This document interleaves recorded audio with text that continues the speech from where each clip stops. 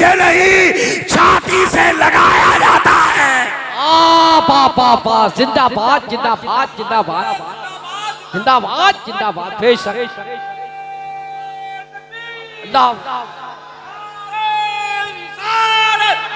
मसलके आला हज़रत इश्क मोहब्बत अल्लाह। उसके लिए कोई गाड़ी नहीं आई, कार का इंतजाम नहीं हुआ, वो मदरसा फैजुल उलूम की तरफ को दौड़ा जा रहा है, पैर में चप्पल भी नहीं है। दुनिया ने समझा होगा, शायद दुनिया ने महसूस किया होगा, बेहतर वो है जो रक्षे से गया है, बेहतर वो है जो कार से गया है, अच्छा वो है जो लारी से गया है। ये दुनिया का ख्याल होगा, दुनिया वालों ने सोचा होगा जो ड्रेस पहन के गया है वो अच्छा है, जो अच्छे जूते पहन के गया है वो बेहतर है। मगर आओ, हम मुसलमान हैं, हमने पढ़ा है कलमा, और जिस नबी का कलमा पढ़ा है, आओ उस नबी से पूछें, ए मेरे मुस्तफा, इन दोनों में बेहतर कौन है, इन दोनों में अच्छा कौन है, इन दोनों में उम्दा कौन है, इन दोनों में बेहतरीन कौन है। तो मेरे नबी की हदीस पाक तुम्हारे कान में गूंजना चाहिए। मेरे नबी ने कहा, खैरुकुम मन तअल्लमल कुरान व अल्लमहु, तुम में बेहतरीन वो है जो कुरान सीखता है और कुरान सिखाता है।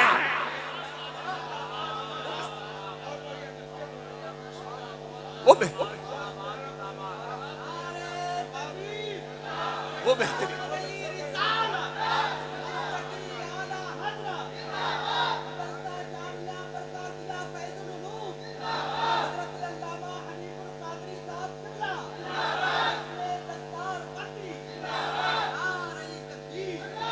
मेरे भाइयों, एक बात बताना,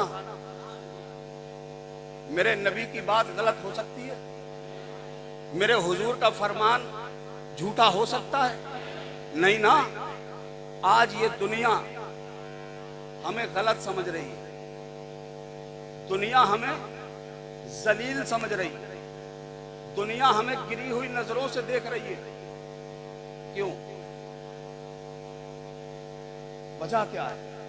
मेरे नबी ने कहा था, बेहतरीन तो वो है जो कुरान सीखता है और कुरान सिखाता है, वो तो बेहतरीन है, वो सबसे अच्छा है। फिर दुनिया हमें अच्छा क्यों नहीं समझ रही है? इसका मतलब ये हुआ कि शायद हमारा ताल्लुक कुरान से टूट गया है। क्या हम कुरान से दूर हो गए? क्या हमारी दूरी कुरान से बढ़ गई है? मेरे नबी ने कहा था, कुरान वाला बेहतर है, और दुनिया अब हमें बेहतर नहीं समझ रही है। अब हमें गौर करना चाहिए, अपने गिरेबान में झांकना चाहिए, कहीं ऐसा तो नहीं है कि हमारा ताल्लुक या रिश्ता कुरान से टूट गया हो। वरना क्या वजह है कि एक मुसलमान की लड़की जो मुर्तद्दा हो जाती है, गैरों के साथ फरार हो जाती है, क्या वजह है? कुछ तो वजह है, कोई तो बात है। वरना कुरान वाली बेटी, नमाज वाली बेटी,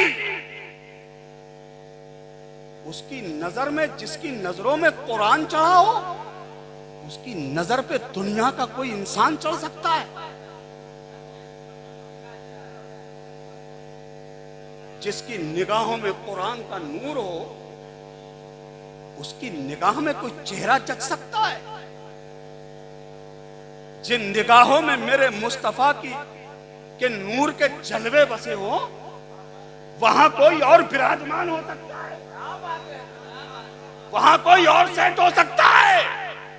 और याद रखो मुसलमानों, इन बच्चों पे ध्यान नहीं दोगे तुम, चाहे वो तुम्हारा लड़का हो या तुम्हारी लड़की हो, अगर ध्यान नहीं दोगे तो अब ये बताने की जरूरत नहीं कि तबाहियां तुम्हारे दरवाजों पर दस्तक दे रही है।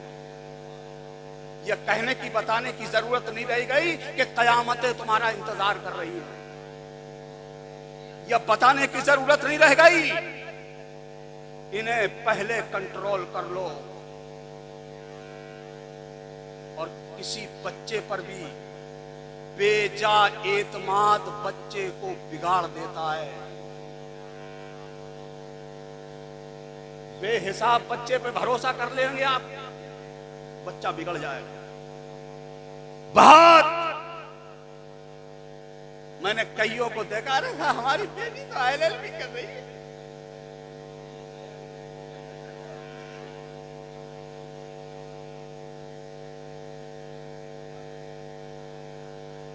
मेरी बेटी तो आला तालीम हासिल कर रही है, उच्च शिक्षा। फुला शहर में रहकर मेरी बेटी MBBS कर रही है।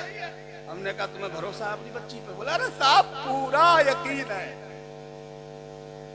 थोड़े दिन के बाद पता चला कि वो किसी बाबूराम के साथ।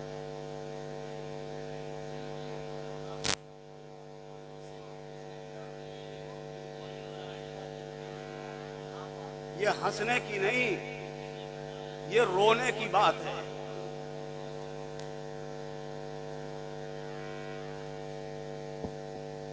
ये मेरे भाइयों, इतनी तादाद में आए हो तुम, मैं तुमसे आज एक बात कहना चाहता हूं, दिल पे लेके जाना मेरी बात। अपनी बेटियों को कॉलेजों में पढ़ाओ, ऊंची से ऊंची शिक्षा दो, हाई एजुकेशन अपनी बच्ची को कराओ। मगर वो स्कूल, वो कॉलेज जिसमें तुम्हारी बेटी खैरों के बराबर में बैठ के इल्म हासिल कर रही है, ऐसा स्कूल ना हो। इसके लिए तुम खुद अपना स्कूल बनाओ।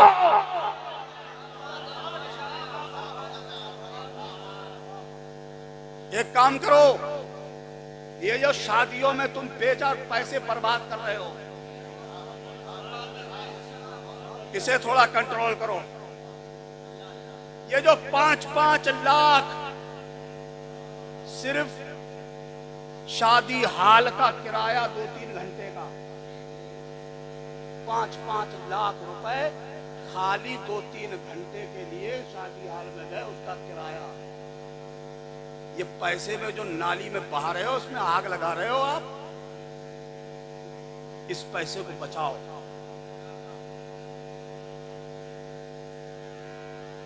ये शादियों में बेहिसाब खर्चे बंद कर दो। देखो मियां, शादी है, तुमने लाखों रुपए करोड़ों रुपए शादी में खर्च किए, 2 अजनबी लोगों का मिलन होता है, मिजाज मिला नहीं मिला, लाखों रुपए में आग लगा दी, करोड़ों रुपए फूंक दिए, अभी 40 दिन भी नहीं हुए शादी को तलाक की नौबत आ गई, लग गई दौलत में आ गई। इसलिए शादियों को सादा करो, आसान बनाओ शादियों को, वो पैसे को बचाओ, वो पैसा अपनी कौम की बेटियों के लिए इकट्ठा करो और उनके लिए गर्ल्स स्कूल बनाओ, बेटियों के कॉलेज बनाओ जिसमें किसी मर्द का दखल ना हो। बेटी तुम्हारी डॉक्टर भी बने, इंजीनियर भी बने, बेटी तुम्हारी वकील भी बने, बेटी तुम्हारी IAS बने, बेटी तुम्हारी PCS की लाइनों में आगे बढ़े, बेटी तुम्हारी वैज्ञानिक और साइंटिस्ट भी बने।